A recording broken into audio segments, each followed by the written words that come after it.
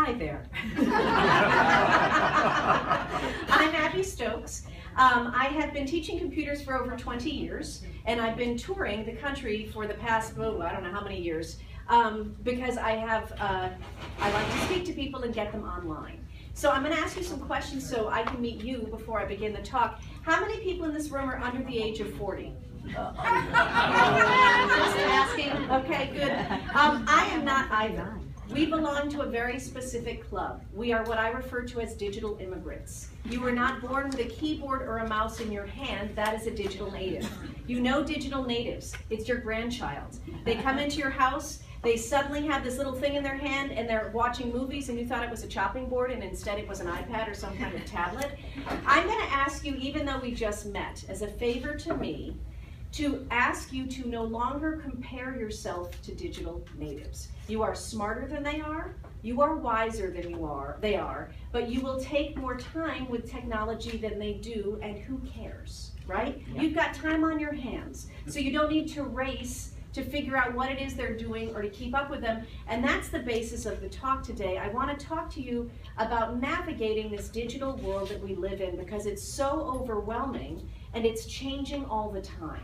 And the gist for you guys is, and I think it's true for anybody, I can't keep up with it all, there is no need to change what you are using unless there is a benefit from something new and unless you desire to make the change. I don't want to have you make a change because you're feeling pressure from your children or your grandchildren to change to a different device or to go from a PC to an Apple or from an Apple to a PC. I want it to be because you see a benefit in the change that you're going to be making.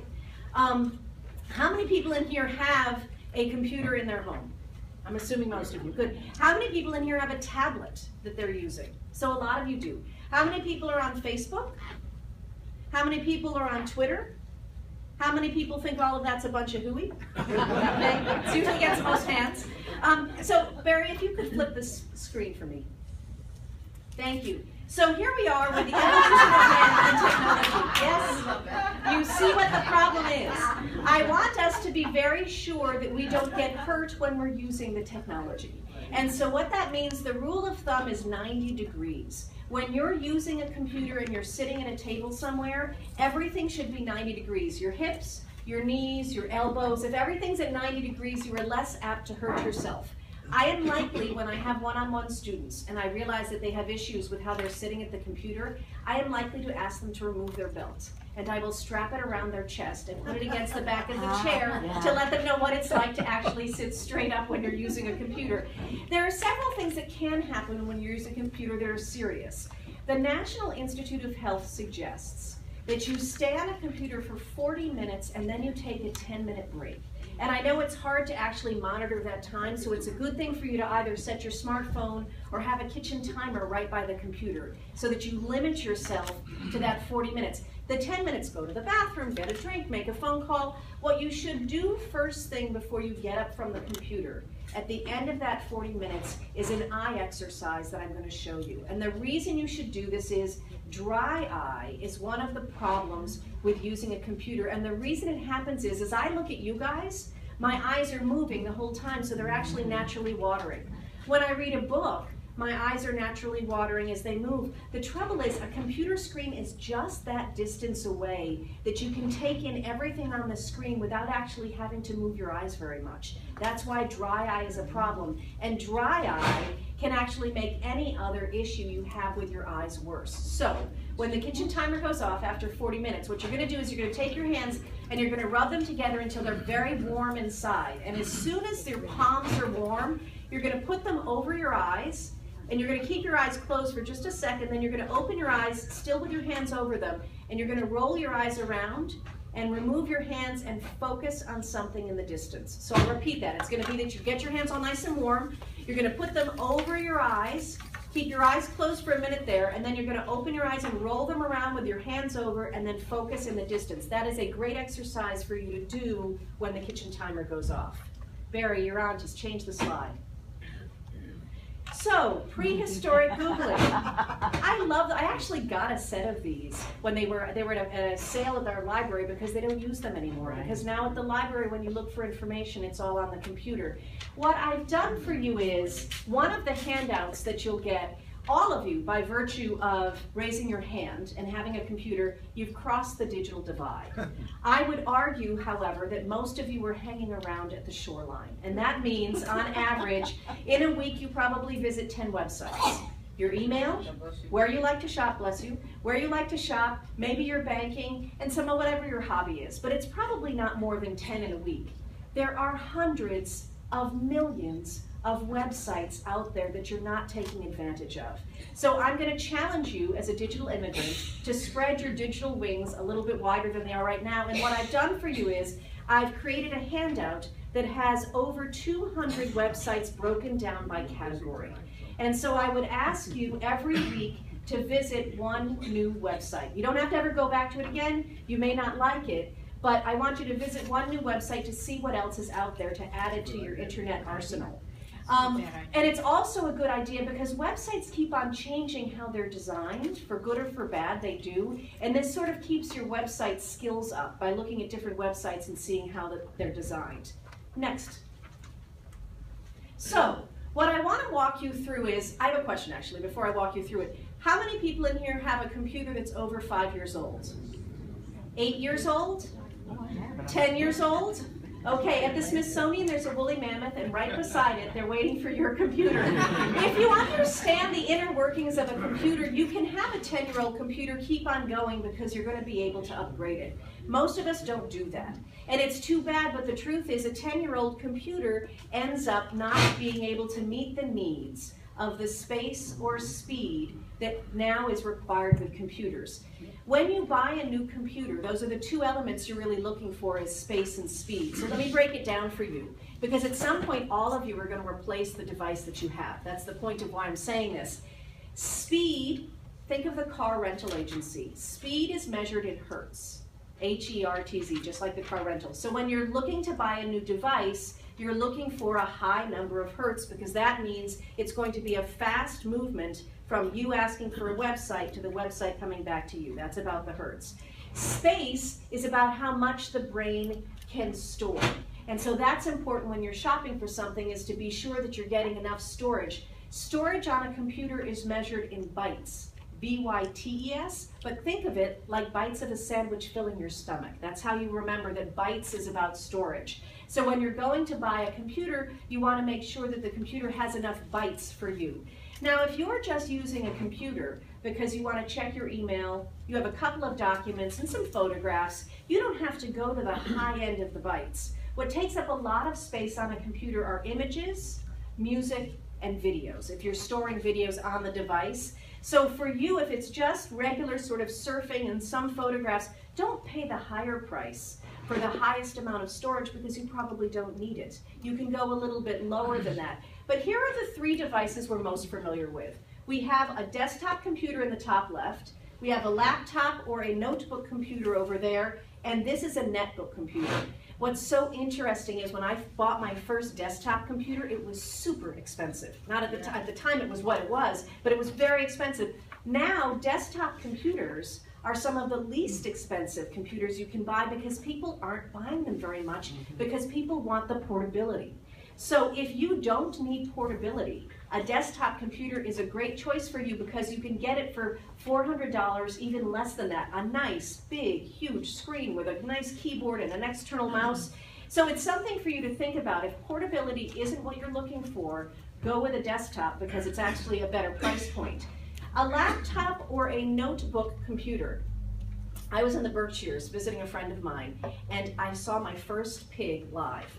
They're huge. I had no idea how big. I see the cute little pigs in like the store. It's huge. And so I said to the farmer, well, what's the difference between a pig and a hog? And he said to me, the way you spell it.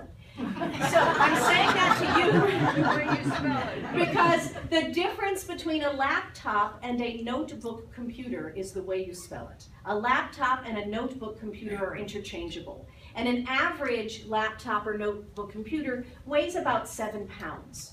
There are some that weigh less than that, but the price point gets much higher because the lighter weight thing is always more expensive when it comes to technology. So that laptop or notebook computer, though portable, 7 pounds is a lot to carry over your shoulder all day long. You can move it from the living room to the dining room, but it's not really what you want to carry all day long. This little guy is called a net, N-E-T, not note, N-O-T, a netbook computer. And that has no media drive, so you can't put a CD or DVD or rest your coffee cup on that little drawer that pops out. That's a lighter version and a smaller version of a computer. You can sort of tell by the perspective of the size of his hands. This came out for college students, to be honest with you, because they were carrying things in their backpack from class to class. This is very small, but the price point is also very low. Laptop and notebook computers sort of start at $8 and go up to $1,200 or higher. Netbook computers hover around $300. So if the smaller size isn't unappealing to you, that is a great possibility for you to buy as long as you're okay with the size. Barry, can you go to the next slide for me? So, there was an innovation that happened that says, that's right, dear, our ancestors had tails. There was a big change for all of us when things started going wireless. And you actually had been wireless for a lot longer than you think, because your telephone at home, it used to be that it had the cable to the base and then the base to the wall. For a long time, we've been using that wireless technology at home. The wireless technology is what allowed us originally to have a laptop or a notebook computer at home that you didn't have to have plugged into your modem. Barry, if you could go to the next slide. Then there was a change where we actually went totally with Wi-Fi. Wi-Fi stands for wireless fidelity. You don't need to know that. I was actually doing a talk recently at a library in Queens, and there was this fantastic 86-year-old woman in the front of the room, and she very clearly said to me before the talk, I have no intention of ever using a computer. And I said to her, that's perfectly fine. I don't care who uses a computer. My job is to spread the word about what the technology is, so you can see if there's a benefit to you, and to assure you that you can conquer any of it gently and methodically. But in her case, she was there, she got a lot of information. I said that Wi-Fi stands for wireless fidelity, and when she went to leave the library, her 14-year-old grandson was there to walk her home. And the first thing out of her words when she saw him, I overheard her, she said, did you know that Wi-Fi stands for wireless fidelity? And I will say he looked quite impressed. So that's why I told you what it stands for, so you can impress somebody. But for us, we have this umbrella of things that are wireless. And then we have this thing called Wi-Fi. Wi-Fi is what connects the device that you're using to the internet. So if you're on a computer or a laptop or a smartphone and it's connecting to the internet, one of the ways it can connect there is by using Wi-Fi. As Barry said, this space has free Wi-Fi. But he also said, because it's open and there's no password, you don't want to do any banking or anything involving your finances on it, because it's not impossible that somebody could break into the signal. So that's sort of what happened with Wi-Fi. Barry, the next slide, please. When Wi-Fi happened, all the technology changed for us. Suddenly we could carry devices with us that allowed us to connect to the internet 24 hours a day, 7 days a week if you were within a Wi-Fi area. These are 3 different kinds of smartphones. How many people in the room have a smartphone as opposed to a cell phone? A smartphone is a phone that allows you to make phone calls, but it also connects to the internet. You can send and receive email, you can take photographs and send them. So a smartphone and e-readers were sort of the first innovation that took advantage of that Wi-Fi signal. Barry, if you could go to the next slide. The next thing that happened was the manufacturers of these smartphones, and the biggest one to come out was the iPhone from Apple. That was really the first big smartphone. That they decided, well, for heaven's sake, people are carrying this little device around with them, and they're carrying an e-reader. Can we sort of marry the two into another kind of device? And that's how the tablet was established. This is an iPad tablet. Let me show you this. Some of you raised your hands and said that you have a tablet. So this is an iPad. You see the size of this? This is a Trio. This runs an Android operating system as opposed to Apple's operating system. Google is the Android system that runs on this. So when you're looking at choosing to get a tablet, We obviously have lots of different sizes for the tablets. Ooh, isn't that terrible when that happens? Luckily, I've dropped it so many times that I know it's not going to hurt it. I'm very lucky. So there are different sizes for the tablets, and there are also very serious different price points for the tablet. So I know that the iPad is the dominant tablet in the market right now because it's the first one that came out, but it doesn't mean you have to buy an iPad if you want to get a tablet. Tablets can run as high as $800, that's in the iPad land, or they can run as low as $129. So what a tablet can do, all of the tablets can basically do. They all connect you to the internet. They all let you access your email. They all let you visit websites. You decide what the price point is that you're comfortable with because you don't need to get the expensive tablet in order to accomplish what it is you need to do. If you could go to the next slide, Barry. Thank you. The most important thing to be aware of with these handheld devices is how you may injure yourself. And it's actually truly serious, and when I saw this, it was so shocking to me. There are many ways you can injure yourself. My sister was unfortunately in a car accident because somebody was texting while they were driving. After his car flipped over, and he was able to walk out of his car, he still had his iPhone in his hand. And he said to my sister, I couldn't resist because it's brand new. And if you'd known my sister better, he never would have said it. If she was not in shock from being in the accident, she would have knocked his block off. But she didn't. But that was so, then the police report has him saying I was on my iPhone. He never let go of it the whole time. What's important for us, you're not stupid. Right? You're not going to do that. You're not going to cross a street in Manhattan, as I see all the time, with people texting while they're crossing the street. Yeah. But what you might do unwittingly is you might look down for long periods of time while you're texting or reading emails or whatever. 60 degrees is 60 pounds on your spine. That's what it means when you tip your head forward 60 degrees. Wow. It is like taking 60-pound weight and pulling down on your spine, and we all know that our spine is always the area of problems. So I want you, if you're going to get a handheld device, whether it's a tablet or whether it's a smartphone, and you may feel uncomfortable doing this because it looks a little awkward, but I want you to start looking at it this way. I don't want you to bend over the device anymore. I didn't get my mother a tablet until we got her a stand so it would sit in front of her chair when she was using it, because I knew she wouldn't be able to resist bending over that way. So it's super important that you just keep on remembering 60 degrees is 60 pounds, and it will make you stop because it's a horrifying idea to have 60 pounds hanging down from your head. Barry, if you could go to the next slide. So one important thing when you're thinking of buying a tablet that a salesperson may not say to you, we have talked about the fact that you can connect to the internet using Wi-Fi. But what about if you want to use the tablet and there's no Wi-Fi in the area that you're in? An example is this. I have Wi-Fi in my apartment in New York. I have Wi-Fi in the little cottage that I have in Connecticut. Every weekend I take a train between New York and Connecticut. It's about a 2.5 hour ride. During that time, I would love to get all of my business emails out of the way. I would love to get all of my work done so when I get to Connecticut, I'm ready to take advantage of being at the house. The trouble is, the train doesn't have Wi-Fi.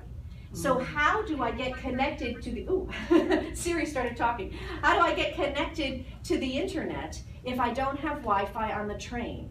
I pay a service, Verizon, T-Mobile, Sprint, AT&T, I pay a service for a cellular data plan. That's how I can connect to the internet 24 hours a day, 7 days a week. You do have to pay for it. The important reason why I'm saying this to you is when you buy a tablet, you have a choice. Your tablet may only have Wi-Fi capability, which means all of a sudden you go on a vacation, you're not in your house, you're not here where there's Wi-Fi, you're not at a public library, you're somewhere in Vermont, and you realize, oh shoot, the house I rented doesn't have Wi-Fi, how do I connect to the internet? And that tablet doesn't have cellular data capability. It's something salespeople always overlook. So when you go to buy a tablet, I want you to always ask the question, I can connect with Wi-Fi, that's a standard, but can I also add a cellular data plan to this device? Because it has to be built into the device. It's not something you can add later on. The capability is there or it isn't there. It's a higher price point.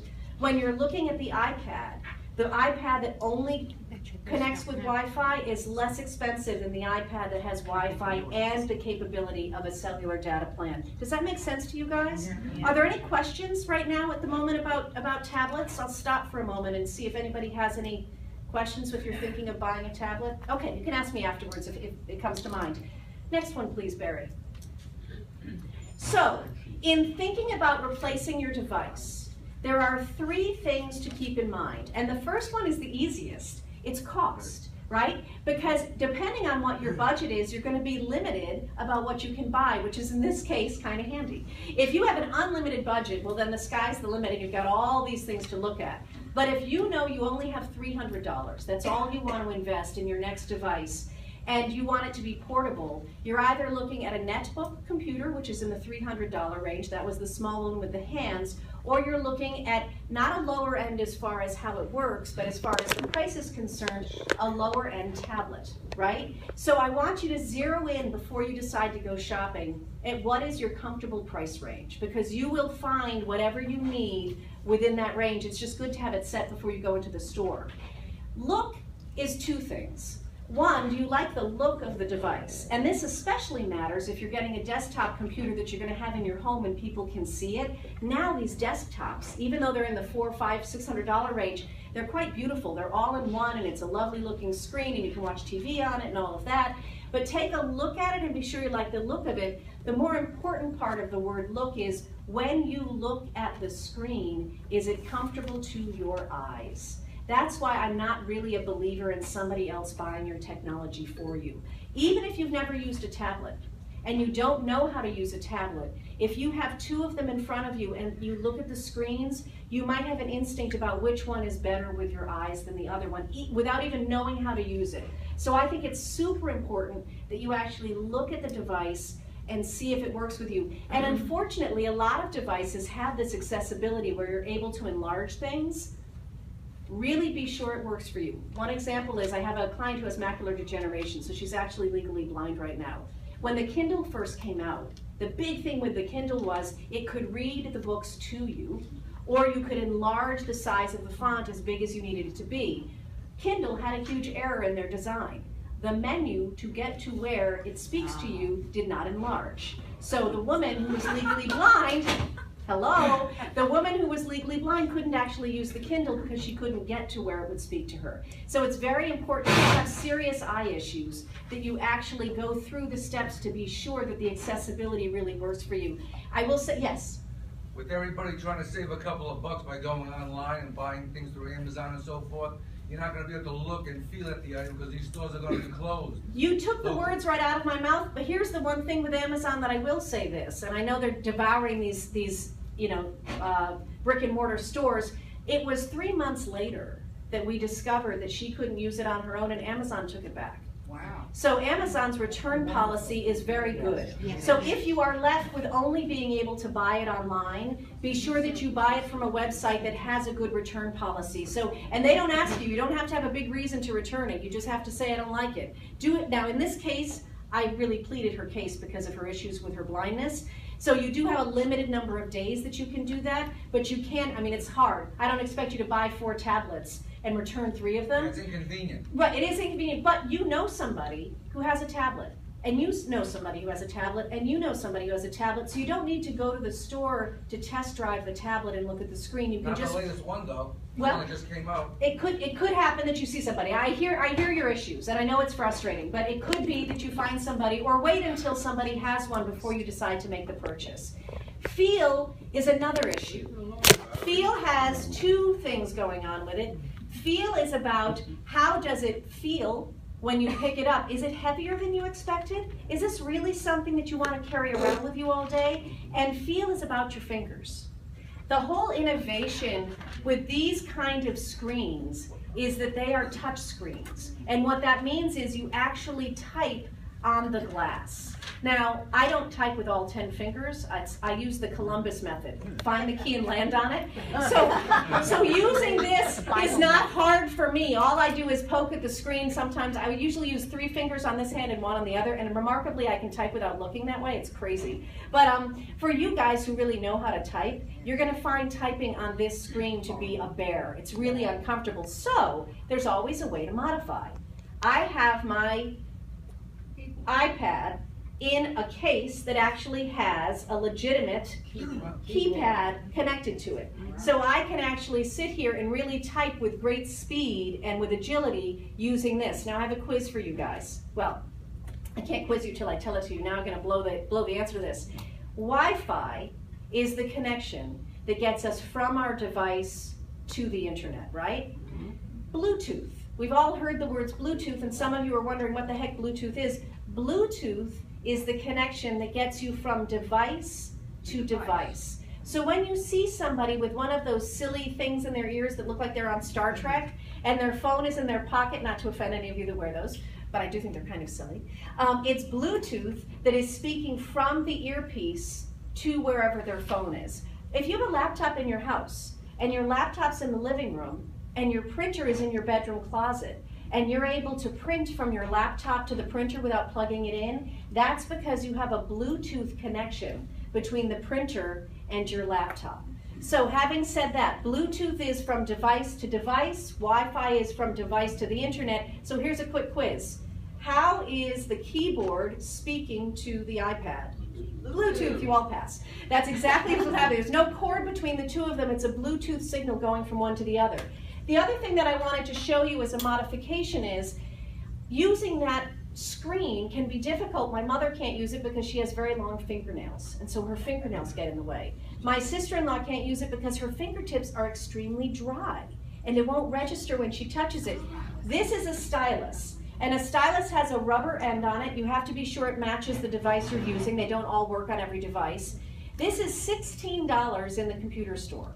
On Amazon, you can get 12 of them for $2.73. So in this case, Amazon is a better place to go for that, and I guarantee you will lose this the same way you lose your reading glasses. So you want to have more than one of them around. But this is very handy. If you have Parkinson's or you have arthritis, dealing with the screen of a smartphone or a tablet can be a deterrent, and it shouldn't be, because if you have this, it really steadies your hand to take it whatever the action is that you want. So make sure that you consider using this when you get your device. Barry, if you could, oh, can you do that? All right, we're pausing for just a second here.